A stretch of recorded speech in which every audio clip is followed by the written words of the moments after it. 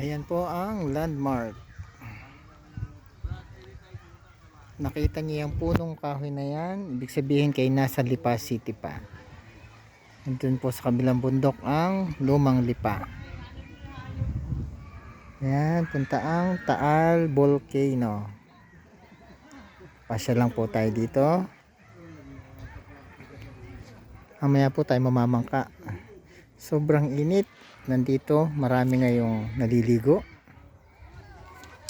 Kasi mura ang bayad. May 20 pesos entrance fee, environmental fee, and di go to sawa na kayo. Ang cottage 300 lang. Pwede kayo magluto, mag-ihaw. Yan.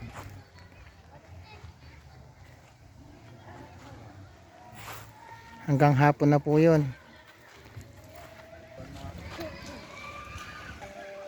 Oh, marami. May hapon na. Ito po yung sample ng cottage. Talagang mura at pangmasa. Ito po yung isang puno.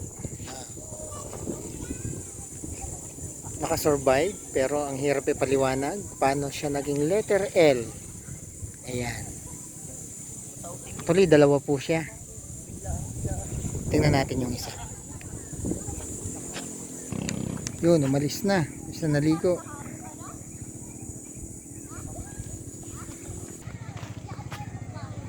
Sarap ng pakiramdam. Malakas ang hangin.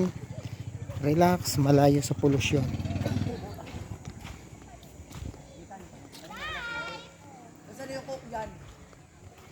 Pwede din po kayo pumunta dito sa Lipa City, Barangay Halang, Sitio Latag. Dun po sa kabila, yun naman tinatawag na Tagbakin. Yun muna po. Ayan. Thank you.